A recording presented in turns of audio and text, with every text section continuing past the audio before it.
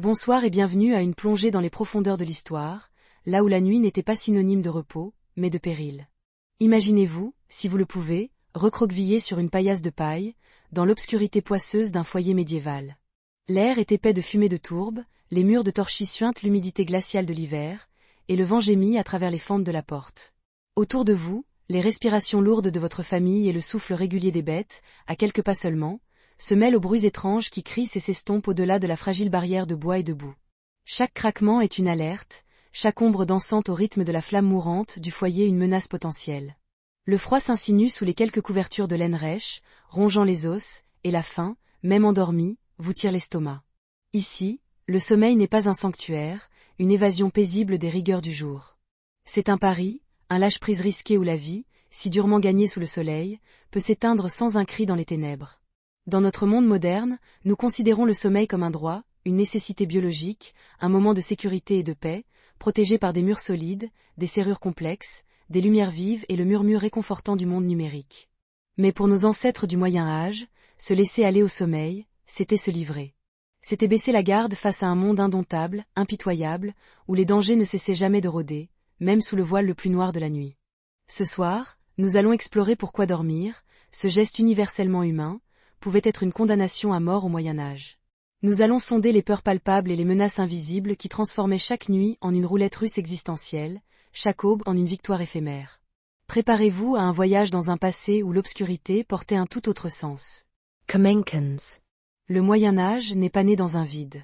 Il a émergé des cendres d'un empire colossal, Rome, dont la chute progressive à partir du XXe siècle après Jésus-Christ a plongé l'Europe dans un tourbillon de chaos et de réinvention. Imaginez un instant le bruit assourdissant de cette chute.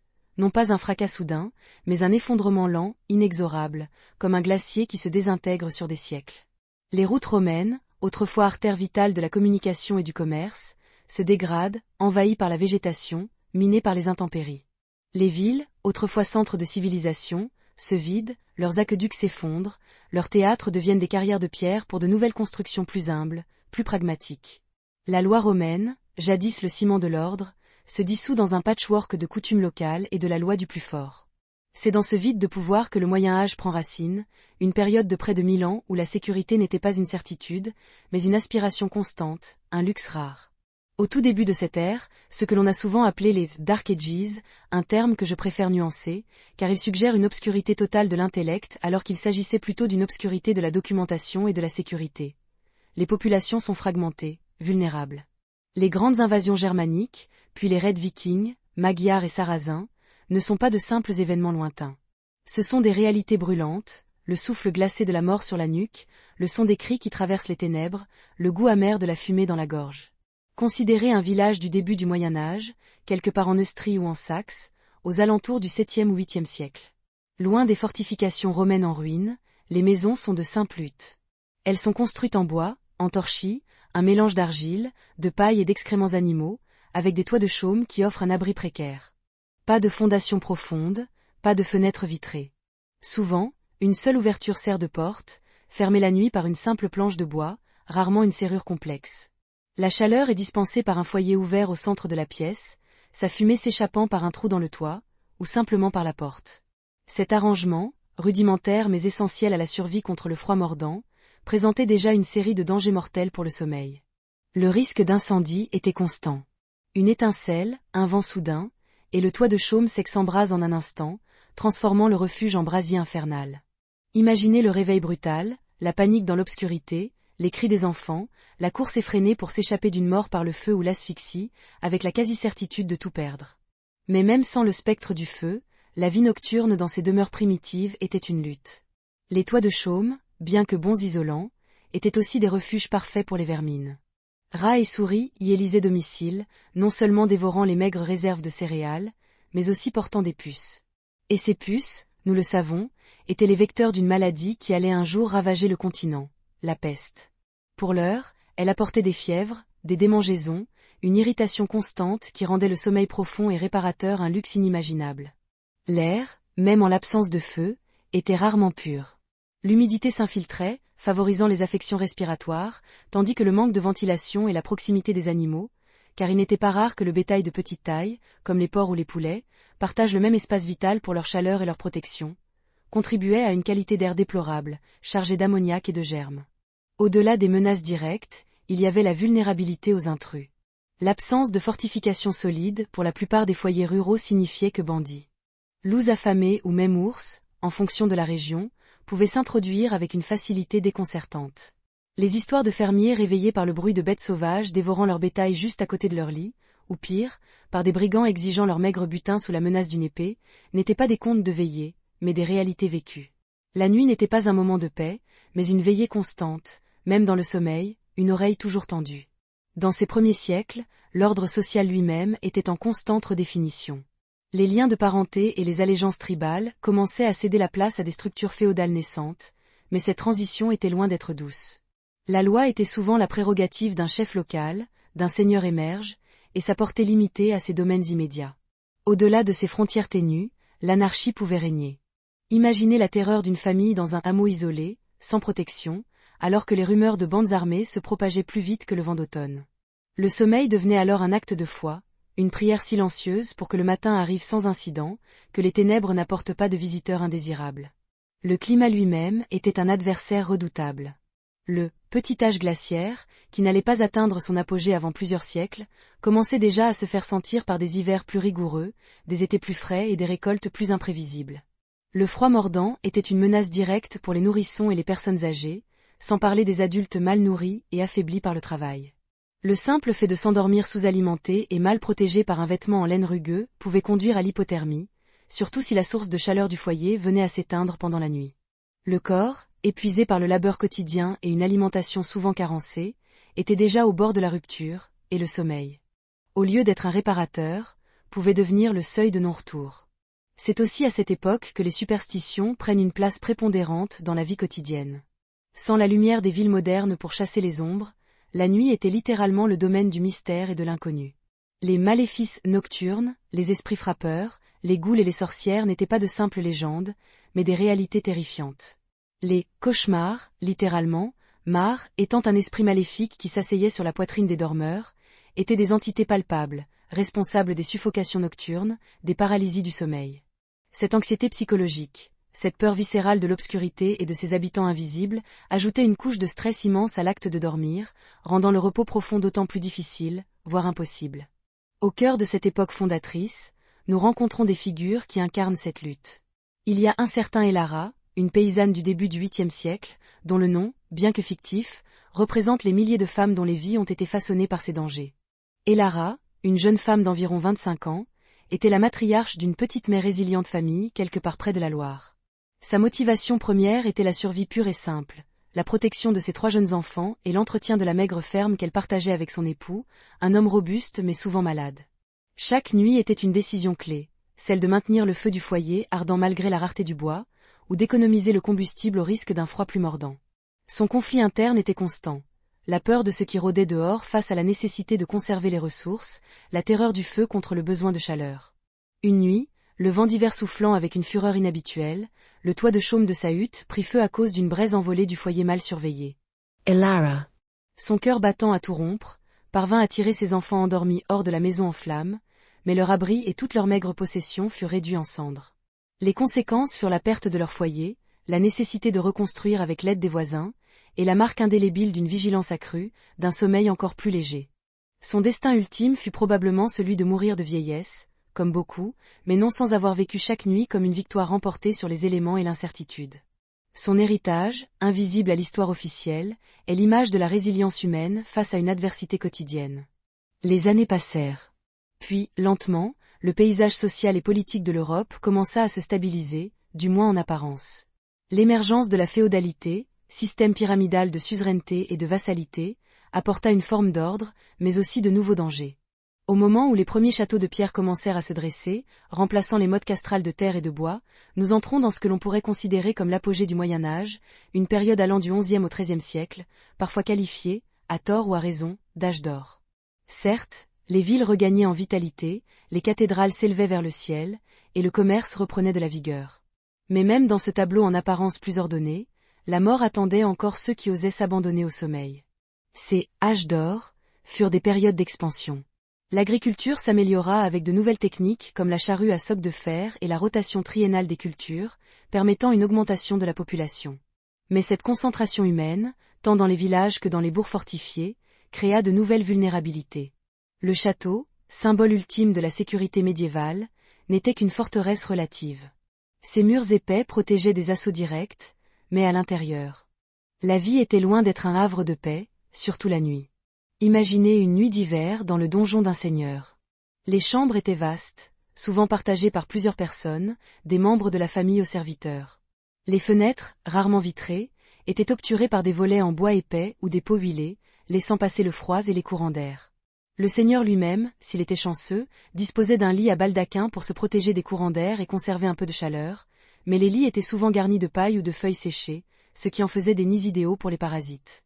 Puces, poux et punaises de lit étaient des compagnons nocturnes constants, rendant un sommeil ininterrompu presque impossible et contribuant à la transmission de maladies. La seule source de chaleur était la cheminée monumentale, dont le tirage était souvent imparfait, emplissant la pièce de fumée âcre. Se coucher signifiait souvent s'exposer à la toux, à l'irritation des yeux, et dans les cas extrêmes, à l'empoisonnement au monoxyde de carbone. Nombreux étaient ceux qui, affaiblis par le froid, l'humidité et les maladies respiratoires, ne se réveillaient jamais. Dans les villes qui croissaient autour des châteaux, la situation était encore plus complexe. Denses, encombrées, les rues non pavées étaient des dépotoirs à ciel ouvert.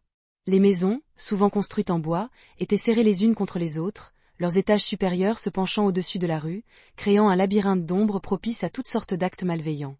Les villes médiévales étaient des foyers de maladies.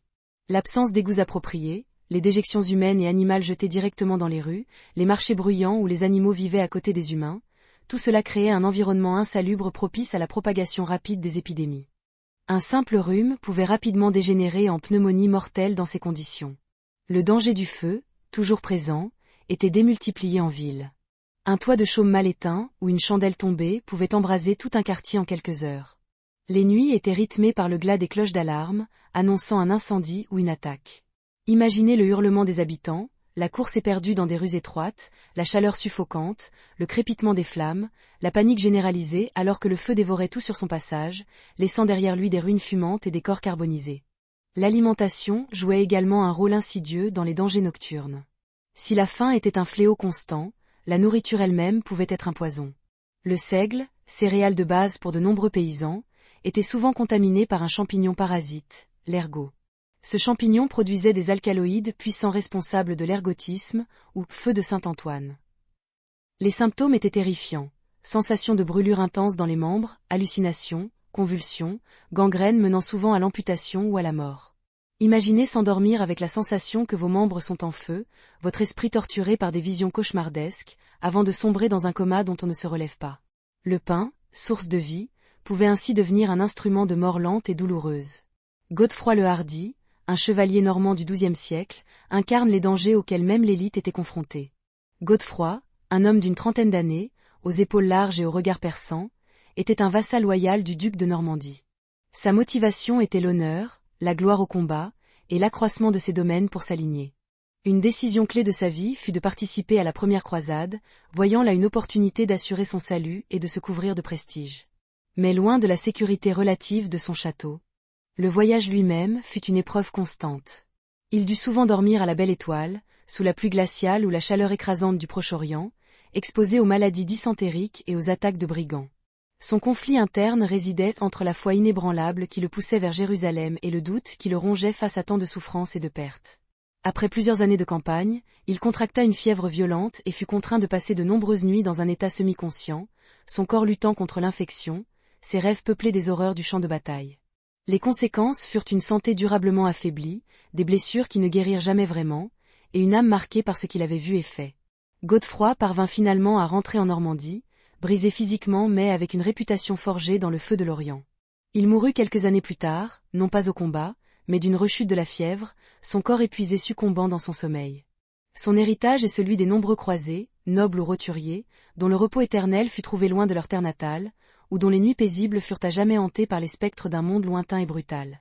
Le savoir médical, à cette époque, était un mélange de superstitions populaires, d'herboristerie et d'une influence ressuscitée des textes gréco-romains, souvent mal compris ou mal interprétés. Les médecins, lorsqu'ils existaient, ne pouvaient offrir que peu de remèdes efficaces contre les maladies infectieuses. La saignée était une pratique courante, souvent plus débilitante que curative. Les prières et les pèlerinages étaient considérés comme des traitements aussi valables que toute décoction d'herbe. Ainsi, s'endormir malade, c'était s'en remettre au destin, sans grand espoir de miracle médical. C'était plonger dans une incertitude angoissante, chaque respiration devenant un effort, chaque toux une alerte. La nuit, sans la lumière du jour et l'activité qui distrayait de la douleur, amplifiait le sentiment d'impuissance face à la maladie. Mais même pour ceux qui étaient en parfaite santé, les nuits médiévales étaient loin d'être sereines. Les serfs, attachés à la terre et aux caprices de leur seigneur, étaient constamment sous la menace de la violence. Une dispute pour une lisière de champ, un impôt non payé à temps, ou même un simple malentendu pouvait entraîner des représailles brutales. Imaginez un paysan, Mathieu, s'endormant après une journée exténuante dans les champs, son corps endolori, mais l'esprit toujours alerte. Un soir d'été, des chevaliers du seigneur voisin, en quête de divertissement ou simplement ivres, décident de faire une visite impromptue. Le fracas de la porte qui cède, les cris, la brutalité des hommes d'armes, le sommeil de Mathieu est brisé par la violence. Il est battu, sa femme agressée, ses maigres provisions pillées. Le lendemain, le soleil se lève sur une maisonnée saccagée et des cœurs remplis de terreur. Mathieu a survécu à la nuit, mais le traumatisme persistera, rendant chaque nuit suivante une source d'angoisse. Il ne mourra pas de cette rencontre, mais la mort par la violence, au cours de son sommeil ou de son éveil forcé, était une réalité constante pour les gens du commun. Il est une erreur courante de croire que la violence était réservée aux champs de bataille. Au contraire, elle était omniprésente, personnelle, et pouvait éclater à tout moment. L'activité des marchés et des foires, bien qu'apportant richesse et marchandises, était aussi un terreau fertile pour la criminalité. Les routes étaient infestées de brigands qui attendaient le voyageur imprudent pour le dépouiller de ses biens, et souvent de sa vie. Dormir en chemin, dans une auberge bondée et insalubre, ou pire, sous un arbre au bord de la route, exposé à des dangers multiples, vols, agressions, voire meurtres. Les aubergistes eux-mêmes n'étaient pas toujours dignes de confiance, certains n'hésitant pas à détrousser leurs clients endormis. Les récits de voyageurs assassinés dans leur lit, leurs corps jetés dans une fosse commune, étaient loin d'être rares. La nuit était le règne de l'impunité, où les actes les plus sombres pouvaient être commis sans témoin, sans justice. Ainsi, même à son apogée, le Moyen-Âge restait une période où le sommeil était une activité dangereuse, une pause forcée dans une lutte incessante pour la survie. Les murs des châteaux et des villes offraient une protection illusoire contre les maladies, les incendies et la violence sous-jacente. Les bruits de la nuit, le vent hurlant, le cri lointain d'un hibou, le grattement des rats, le toussement d'un voisin malade, étaient autant de rappels que la mort pouvait frapper à tout moment, et le sommeil n'était qu'une invitation à son approche silencieuse. Le XIIIe siècle s'acheva, et avec lui, les fondations de cet âge d'or, furent secouées par des séismes d'une ampleur sans précédent. Nous entrons dans la phase de conflit et de transformation, une époque marquée par des événements dramatiques qui allaient redéfinir la notion même de survie. Les guerres, les famines et par-dessus tout, la grande peste, allaient transformer chaque lit en un champ de bataille, chaque sommeil en un combat pour la vie. Les XIVe et XVe siècles furent des creusets de souffrance. La guerre de 100 ans, qui déchira la France et l'Angleterre pendant plus d'un siècle, ne fut pas seulement une suite de batailles rangées. Ce fut une guerre de harcèlement, de pillage, de destruction des campagnes et de terreur pour les populations civiles. Les grandes compagnies, ces armées de mercenaires sans engagement permanent, vivaient du pays, se déplaçant de village en village, semant la mort et la désolation. Imaginez être paysan dans le Limousin, ou un modeste artisan dans la périphérie de Paris. Chaque nuit, la peur que les cloches d'alarme ne sonnent n'était pas une anxiété lointaine, mais une probabilité tangible. Quand les soldats arrivaient, souvent ivres et affamés, ils ne se contentaient pas de prendre ce qui était à prendre. Ils brûlaient les récoltes, violaient les femmes, tuaient les hommes qui tentaient de résister. Se cacher dans les bois, s'endormir sous un buisson, sous la pluie glaciale, était souvent le seul moyen d'échapper à la fureur des combattants. Mais même là, les risques d'hypothermie, de maladie, ou d'être découverts par une patrouille ennemie restaient immenses. Les histoires individuelles, au sein de ces mouvements plus larges, sont poignantes. Jeanne, une jeune veuve de campagne de Normandie, au début du XVe siècle, vivait avec ses 2 enfants dans une chaumière isolée. Sa motivation principale était de maintenir sa famille en vie au milieu des ravages de la guerre. Sa décision clé fut, lors de l'approche d'une compagnie anglaise, de ne pas fuir vers la ville fortifiée voisine, un voyage trop dangereux avec des enfants en bas âge, mais de se cacher dans un puits sec sous sa maison, recouvert de quelques planches et de terre. Pendant des nuits entières, elle et ses enfants durent endurer l'obscurité suffocante, le froid et la peur des rats, tandis que les soldats pillaient et brûlaient sa maison au-dessus d'eux. Le conflit interne de Johann était le déchirement entre la claustrophobie et la terreur, la faim et la soif, et la nécessité absolue de ne pas faire un bruit qui trahirait leur présence. Les conséquences furent la destruction de son foyer et la perte de tous ses biens, mais la survie de sa famille. Elle parvint à s'enfuir après le départ des soldats, mais sa santé ne s'en remit jamais. Elle mourut quelques années plus tard, non pas de violences directes, mais des suites d'une maladie pulmonaire contractée dans le puits. Son héritage est celui de l'ingéniosité désespérée face à la barbarie. Un témoignage silencieux du coût humain des grands événements. Mais aucune menace ne fut aussi dévastatrice, aussi universellement terrifiante, que la peste noire. Arrivée en Europe en 1347, elle allait faucher entre 30% et 60% de la population du continent en quelques années. C'était la mort à l'état pur, une faucheuse invisible qui s'invitait dans chaque maison, chaque lit. Elle se propageait si vite, si implacablement, que l'on disait que l'on s'endormait en bonne santé pour ne jamais se réveiller. Imaginez l'odeur, celle de la maladie, de la mort, du désespoir. L'odeur douceâtre des corps qui se décomposent dans les rues, l'encens brûlé frénétiquement dans les églises, le vinaigre censé purifier l'air. Le son, le glas des cloches incessants, les plaintes des malades, le silence oppressant des rues désertées, brisé seulement par le cri des charretiers ramassant les morts. Le toucher, la peau fiévreuse des proches, les bubons douloureux et purulents qui apparaissaient sur l'aine, sous les aisselles, au cou. Le goût métallique de la peur dans la bouche, la sensation de nausée, de faim que l'on ne pouvait satisfaire. La peste noire frappait indistinctement. Riches et pauvres, paysans et nobles, personne n'était à l'abri. Les puces des rats portaient la maladie, mais la variante pneumonique se propageait directement par l'air, par la simple respiration. S'endormir dans un foyer où un membre de la famille était atteint, c'était signer son arrêt de mort. La promiscuité des logements, le manque d'hygiène, l'absence de toute compréhension de la contagion faisaient des foyers des pièges mortels. Les gens s'endormaient avec la fièvre, et au matin, ils étaient rigides, bleuis, leurs bubons éclatés. Ou ils se réveillaient avec la maladie déjà installée, sachant que leur jour était compté. Le sommeil, qui aurait dû apporter un répit, n'était qu'une étape vers l'inéluctable. Marguerite, une jeune femme de 20 ans vivant à Florence en 1348, est une de ces figures tragiques que l'histoire retient par milliers. Sa motivation était simplement de survivre et d'aider sa famille à traverser la peste. Elle avait la décision clé de rester dans la ville pour s'occuper de ses parents et de son frère malade, alors que beaucoup fuyaient à la campagne. Le conflit interne de Marguerite était la lutte entre la terreur omniprésente de la maladie et le devoir filial. Elle passait ses nuits à veiller, à nettoyer, à prier, dormant par intermittence, le cœur serré par l'angoisse. Elle était témoin de la progression des bubons sur la peau de ses proches, de la fièvre dévorante qui les consumait. Puis, un matin, elle se réveilla avec une douleur aiguë à l'aine. Les conséquences furent inévitables. Elle développa les bubons, sombra dans le délire, et mourut en quelques jours, son corps ravagé par la maladie. Son destin ultime fut celui de tant d'autres, enterrés à la hâte dans une fosse commune. Son héritage est un rappel poignant du coût humain colossal des épidémies, une leçon de la fragilité de la vie humaine face aux forces invisibles de la nature. Le petit âge glaciaire, que j'ai déjà mentionné, continua de rendre la vie plus difficile. Les hivers plus longs et plus froids signifiaient une demande accrue de bois de chauffage, des récoltes plus maigres, et une malnutrition généralisée. Les gens se serraient encore plus les uns contre les autres pour la chaleur, augmentant la transmission des maladies. Ils brûlaient des combustibles de moins bonne qualité, des brindilles humides, des débris, augmentant les risques de feux de cheminée et d'empoisonnement au monoxyde de carbone. Des familles entières s'endormaient pour ne jamais se réveiller, asphyxiées par la fumée âcre qui emplissait leurs petites huttes mal ventilées. La saisonnalité était un marqueur narratif de vie et de mort. L'hiver était une épreuve, le printemps une espérance, l'été un soulagement et l'automne un présage de la dureté à venir.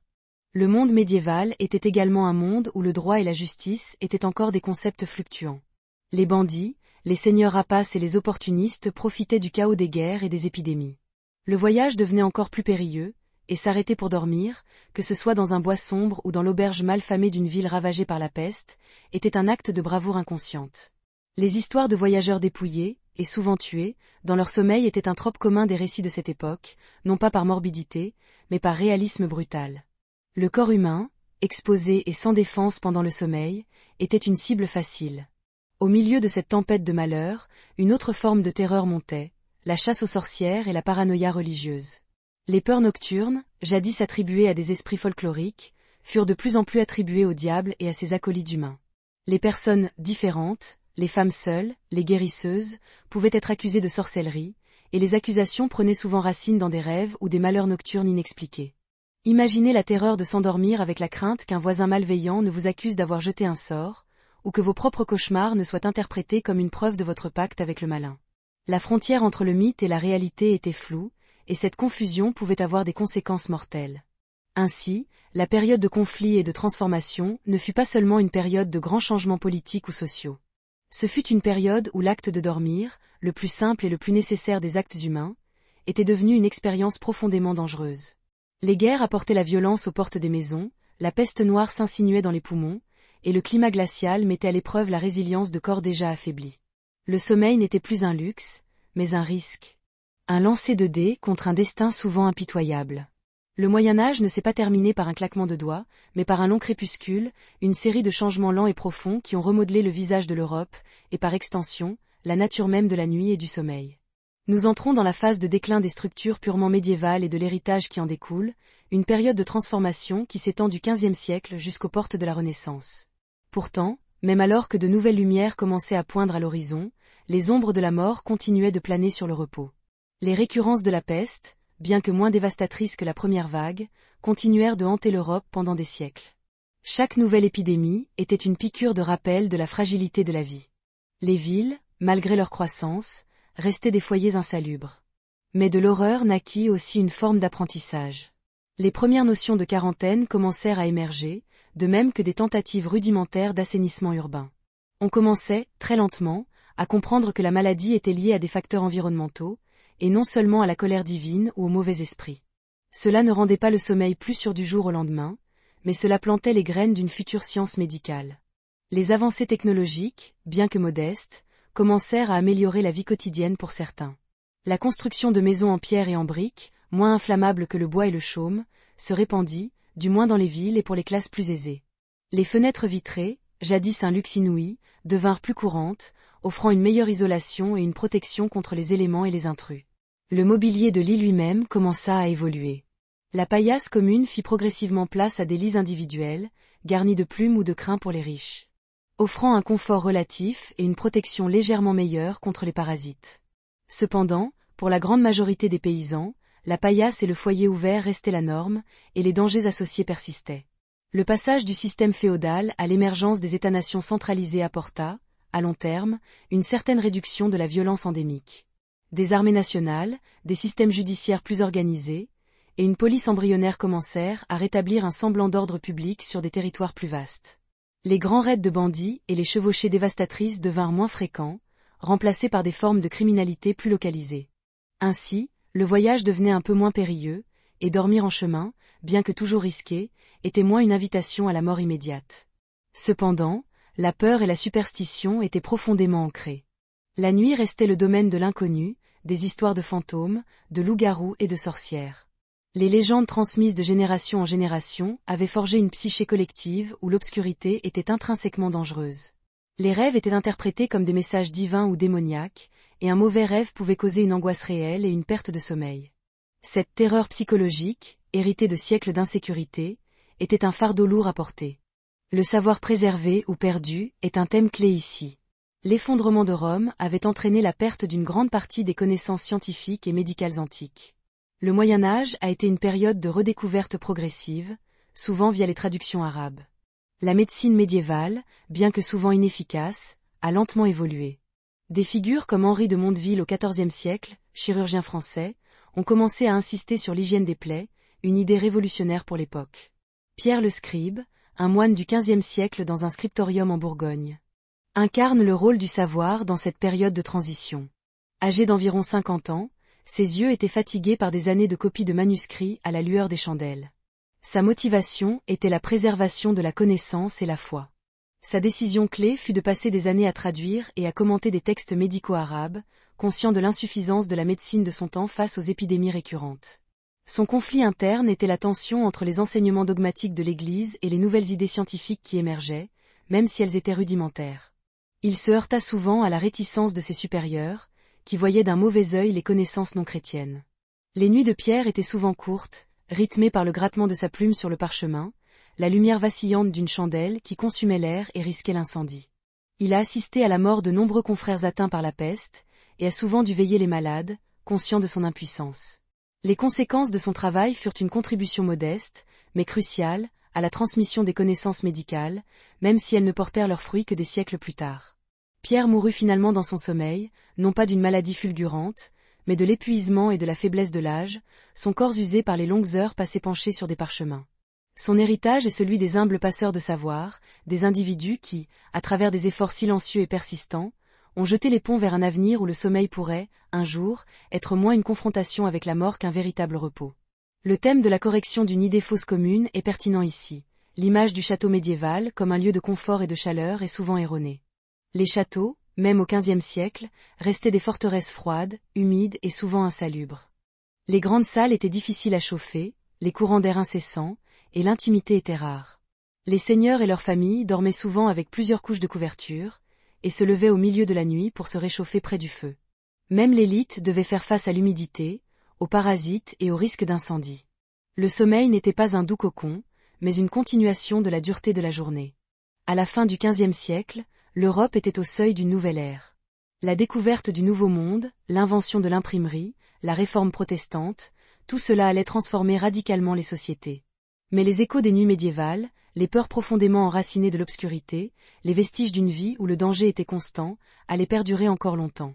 Les maisons devenaient plus solides, les villes mieux organisées, la médecine progressait lentement. Mais le souvenir collectif d'un monde où chaque nuit était une épreuve, où le sommeil pouvait être mortel, ne s'effacerait pas facilement. Le corps humain, sa résistance, sa vulnérabilité, reste le fil rouge de cette histoire, confronté aux forces de la nature, de la maladie et de la violence humaine.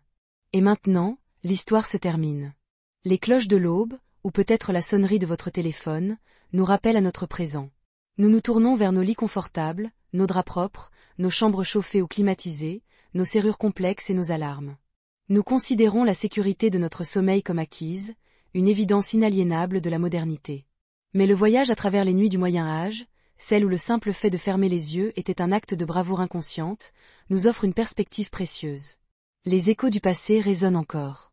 Certes, les rapporteurs de peste ne grouillent plus sous nos planchers, et les brigands ne frappent plus à nos portes dans l'obscurité. Mais la vulnérabilité humaine face à l'inconnu, la fragilité de nos existences, ces thèmes sont intemporels. La peur d'une pandémie mondiale, la fragilité de nos systèmes sociaux face aux crises, la persistance de l'insécurité dans certaines parties du globe rappellent que la ligne entre le jour et la nuit, la vie et la mort, peut être plus mince que nous ne voulons l'admettre.